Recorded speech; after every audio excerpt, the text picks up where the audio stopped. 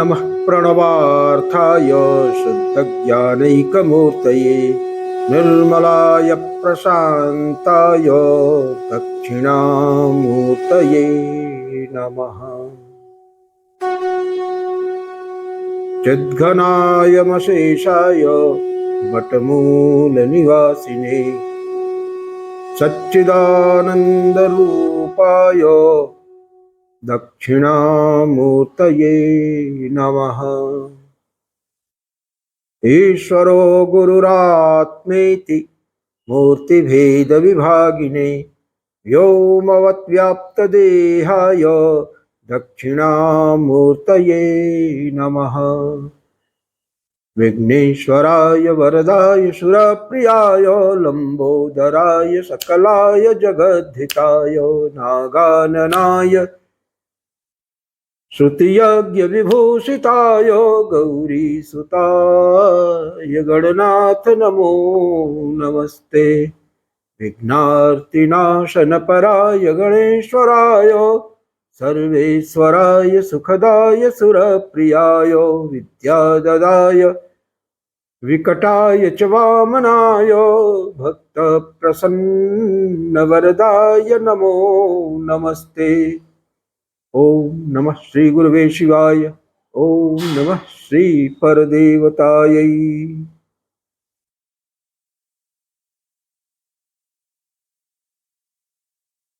So friends, अभी तक श्री विद्यानुसंधान के क्रम में हम लोगों ने प्रथम, द्वितीय, तृतीय, चतुर्थ और पंचम, इन 5 कल्प जिसके तहत 16 आवरण आते हैं, उनके बारे में संक्षेप में चर्चा किया। और संक्षेप में क्यों कहें, प्रथम, द्वितीय, तृतीय और पंचम कल्प के आवरणों के बारे में तो हम लोगों ने काफी विस्तार में चर्चा किया।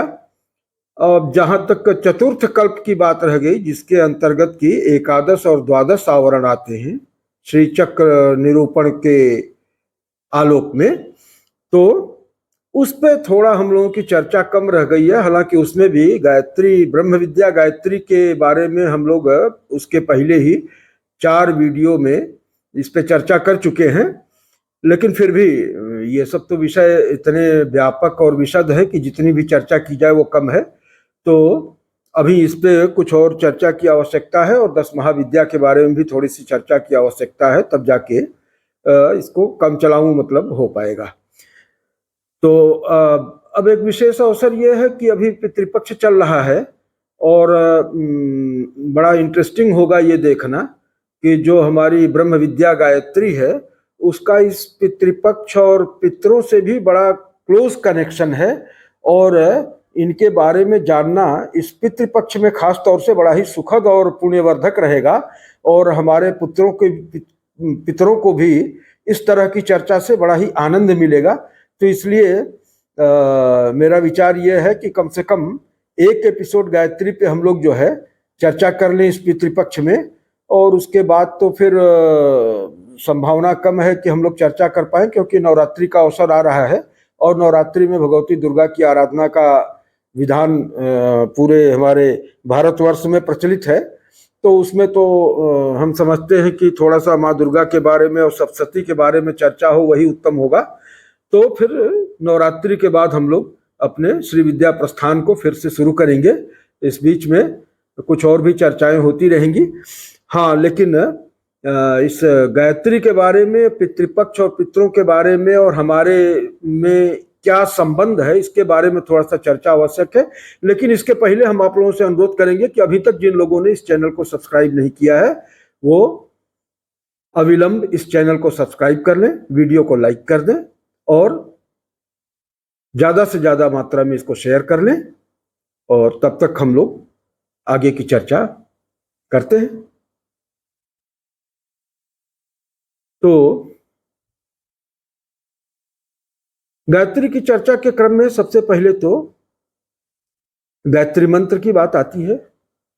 और गायत्री मंत्र में क्या है, ओम और उसके बाद 7 व्याहृतियां हैं। संकेत के रूप में वहां पे 3 व्याहृतियों का, जिनका विशेष महत्व है, भूर्लोक, भूअरलोक और स्वहलोक का। भूर्भुवः स्वः इनका उल्लेख है, बाकी 4 व्याहृतियों का उल्लेख नहीं है, जो कि सप्तलोकों से संबंधित है। भूर्लोक, भुवलोक, स्वलोक, महालोक, जनलोक, तपलोक और सत्यम, ये सप्तलोक हैं और सप्तलोकों के लिए सप्त व्याहृतियां हैं।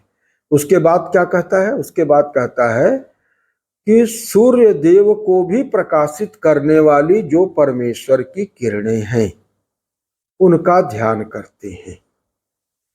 माने सूर्य के प्रकाश का ध्यान तो ठीक है, अच्छी बात है, क्योंकि व्यावहारिक प्रकाश है और संसार को चलने के लिए जो भी आवश्यक ऊर्जा, प्राण और शक्ति है वो सूर्य के प्रकाश से ही प्राप्त होती है। लेकिन सूर्य को कहाँ से प्रकाश प्राप्त होता है?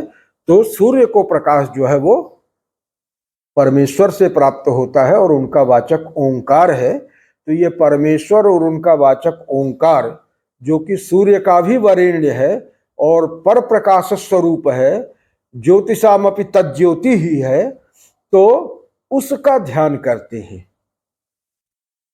एक श्लोक आता है, बड़ा सुंदर श्लोक है। ध्येय सदा सवृतिमंडल मध्यवर्ती नारायण सरसिजासन सन्न्यविष्टः केयूरवान् मकर कुंडलवान् किरीटी हारी हिरण्यमय वपुर्धृत शंख चक्र। इस श्लोक में क्या बता रहा है कि सवृति मंडल के बीच में भगवान विष्णु का स्थान है, भगवान विष्णु विराजते हैं और ये भगवान विष्णु का तेज है जो कि आदित्य के रूप में हमें दिखता है। तो आदित्य के मूल में भगवान विष्णु है, वो नारायण है और ये प्रकट नारायण है। नारायण क्या है? जो माने सविता देवता के मूल में जो नारायण है वही नारायण हमारे भी उद्गम स्थल है। उन्हीं से जीव सृष्टि जो है चलती है और यहां तक कि ब्रह्मा जी भी उनके ही नाभि कमल से उत्पन्न होते हैं। और फिर वो ब्रह्मा जी जो है वो पंचभौतिक सृष्टि के लिए जिम्मेदार है, लेकिन जो पंचभौतिक सृष्टि के पहले की सृष्टि है वो भगवान नारायण से चलती है और उनके नाभि कमल से स्वयं पद्मनाभ ब्रह्मा जी भी उत्पन्न होते हैं। उनके नाभि कमल पर ही वो स्थापित हैं, उसी पर बैठ करके वो सृष्टि की रचना संपन्न करते हैं। तो अब देखिए गायत्री का, सूर्य का, भगवान नारायण का, हमारा और पितरों का क्या संबंध है। तो अभी जब हम लोग तर्पण कर लेते हैं पितृपक्ष में पितरों का, तो क्या बोलते हैं? वहां पे जो है तर्पण कर लेने के बाद जब समर्पण करते हैं तर्पण का, तो उसमें बोलते हैं कि अनेन यथा शक्ति कृतेन देवर्षि मनुष्य पितृ तर्पणाख्येन कर्मणा भगवान मम समस्त पितृरूपी जनार्दन वासुदेव प्रियतान्न मम। महत्वपूर्ण इसमें क्या चीज है जिसके लिए मैं दोबारा से इस बात को रेखांकित करूंगा कि तर्पण आख्येन कर्मणा भगवान मम समस्त पितृस्वरूपी जनार्दन वासुदेव। जब हम चलते हैं तो चलते चलते अपने पितरों से ऊपर की पीढ़ी में जब हम चलेंगे तो हमारा गोत्र के प्रवर्तक ऋषि आते हैं। गोत्र के प्रवर्तक ऋषियों के ऊपर मनु आते हैं, मनु के ऊपर ब्रह्मा जी आते हैं और ब्रह्मा जी स्वयं विष्णु की नाभि कमल से उत्पन्न हुए हैं। तो ये क्रम है जहां से हम चले हैं। तो भगवान नारायण से चल के और हमारे तक के बीच में हमारे जितने पूर्वज हुए हैं उनकी भी चेन है। तो एक अबाध श्रृंखला चल रही है, एक परंपरा चल रही है। इसीलिए भगवान नारायण से जो भी कृपा चल रही है, जो भी ज्ञान की धारा चल रही है, जो भी पोषक तत्व चल रहे हैं, वो हमारे तक कैसे पहुंचेंगे? उसी परंपरा के माध्यम से ही होके पहुंचेंगे ना। तो उस परंपरा की कड़ी के रूप में हमारे पितृलोक भी हैं। इसीलिए पितरों का तर्पण करना, श्राद्ध करना, उनको संतुष्ट करना, उनको तुष्ट करना हमारा कर्तव्य होता है। क्योंकि पाइपलाइन अगर जाम रहेगी तो जो कुछ भी वहां से फ्लो आएगा तो वो बीच में ही रुक जाएगा, वो हमारे तक पहुंच नहीं पाएगा। एक चैनल है ना, एक कम्युनिकेशन चैनल है, एक कार्ड है, उस कार्ड के थ्रू ही सब कुछ फ्लो करता है। ग्रेस उसी के थ्रू जो है फ्लो करती है। और अगर उस कार्ड में कहीं लीकेज रहेगा, कहीं ब्लॉकेज रहेगा, तो जो ग्रेस उस कार्ड के थ्रू होके हमारे तक पहुंचने वाली है वो हमारे तक नहीं पहुंचेगी। तो ये भगवान नारायण से लेके हमारे तक एक परंपरा है, एक कार्ड है बना हुआ, लगा हुआ है, और उस कार्ड की एक कड़ी जो है हमारे पितृलोक भी हैं। तो इसलिए पितरों को प्रसन्न रखना जरूरी है, ताकि वो जो भगवान नारायण से जीवनी धारा चल रही है, जो अमृत की धारा चल रही है, जो ग्रेस, जो अनुकंपा वहां से चल रही है, जो ऊर्जा चल रही है, जीवनी शक्ति, प्राण, जो कुछ भी वहां से आ रहा है, वो निर्बाध रूप से हमारे यहाँ तक पहुंचता रहे। तो इसी के लिए हम लोग जो है वो करते हैं। अब देखिए, इसी बात को सप्त व्याहृतियों की जो बात आती है, भूरलोक, भुवलोक, स्वलोक, महलोक, जनलोक, तपलोक, सत्यम, तो ये सप्त व्याहृतियां सप्त लोकों की है। और इन्हीं सप्त लोकों में सबकी स्थिति है। भूरलोक में हमारी है तो भुव में किसी और की है, स्व में किसी और की है। उसी में से किन्हीं लोकों में हमारे पितरों की भी स्थिति है। पितरों की भी जो है वो हायरार्की है, उन लोगों में भी ग्रेडेशंस हैं, तो अपग्रेड होते रहते हैं। तो कोई पितृ जो है पता लगा कि नीचे के लोक में है, फिर प्रमोट हो गए तो ऊपर को लोक में चले गए, फिर प्रमोट हो गए तो और ऊपर की लोक में चले गए, और इस तरह से मनु तक पहुंचने का, ब्रह्मा तक पहुंचने का ये विधान रहता है।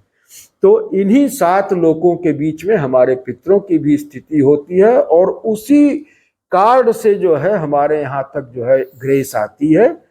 तो ये 7 लोक है। अब इन 7 लोकों को जो है वो हमारे शरीर में भी जो 7 चक्र हैं वो उन्हीं 7 लोकों को रेसिप्रोकेट करते हैं। इसीलिए हमारे शरीर के 7 चक्रों का इतना महत्व है। और ब्रह्मरंध्र जो है, सहस्रसार और ब्रह्मरंध्र, ये सभी चक्रों की समष्टि है। तो क्या कहा? ओम भूर्भुवः स्वः तत्, तो भूर्भुवः स्वः का हो गया, सप्त व्याहृतियों का हो गया, सप्तलोक हो गए, और हमारे शरीर के 7 चक्र हो गए। तो इन 7 चक्रों में या बाहर के 7 लोकों में वो ग्रेस कहाँ से आता है?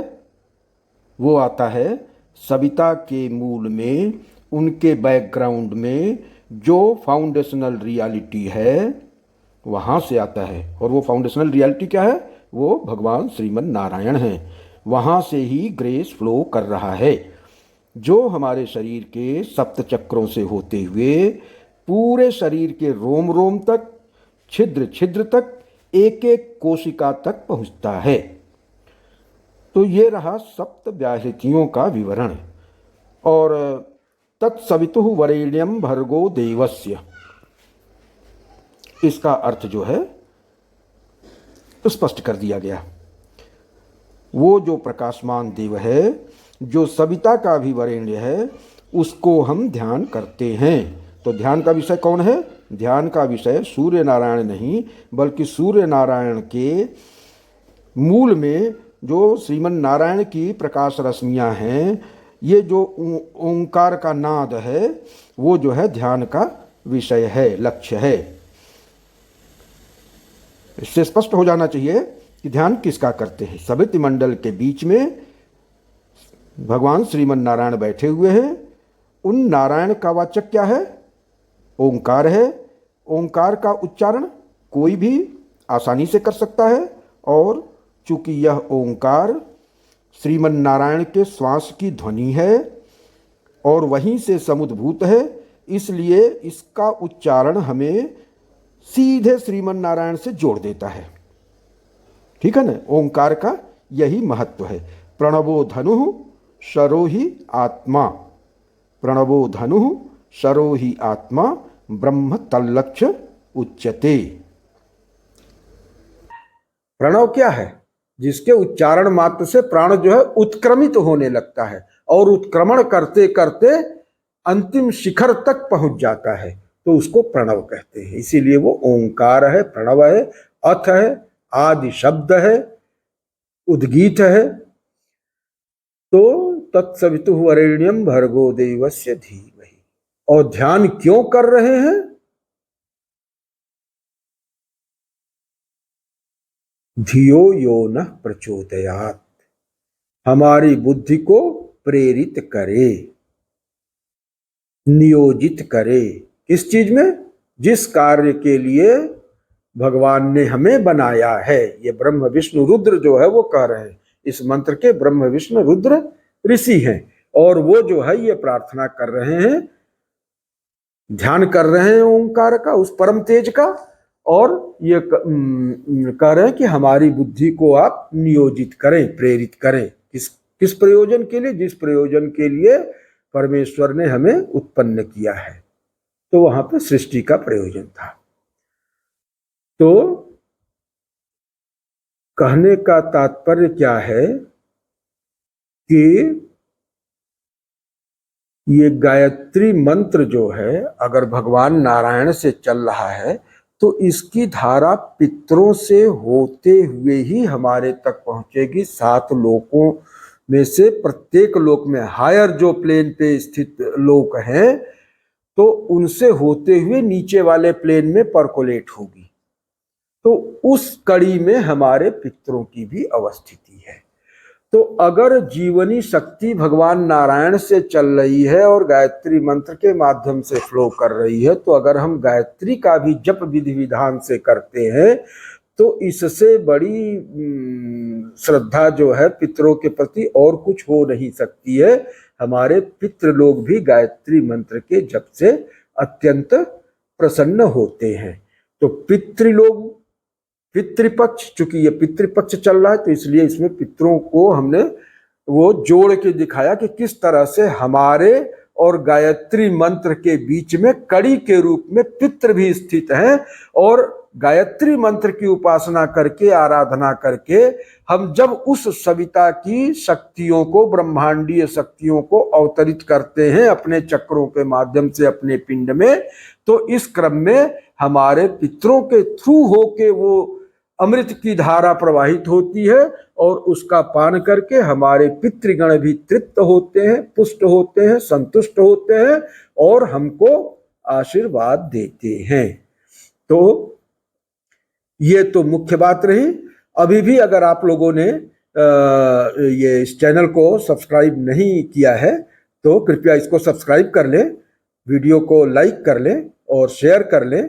और फिर ये तो हमने पितृपक्ष के संदर्भ में थोड़ा सा इसकी उपयोगिता को बताया कि गायत्री मंत्र और पितृपक्ष, पितृलोक और हमारा, इन चारों में क्या तारतम्य है, क्या संबंध है और किस तरह से सब कड़ी कड़ी एक दूसरे से जुड़े हुए हैं, नथे हुए हैं, है ना। और इस मंत्र के जप के प्रभाव से सभी कड़ियां जो है वो आप्यायित होती हैं, पोषित होती हैं, पुष्ट होती हैं, तुष्ट होती हैं। तो गायत्री मंत्र का बहुत महत्व है और पितृपक्ष में खास तौर से पितरों के निमित्त अगर आप गायत्री का जप करते हैं तो इससे बड़ा श्राद्ध और कोई नहीं हो सकता है। इन्हीं शब्दों के साथ ओम पूर्णमदः पूर्णमिदं पूर्णात् पूर्णमुदच्यते पूर्णस्य पूर्णमादाय पूर्णमेवावशिष्यते। ओम शांति शांति शांति। हरि ओम।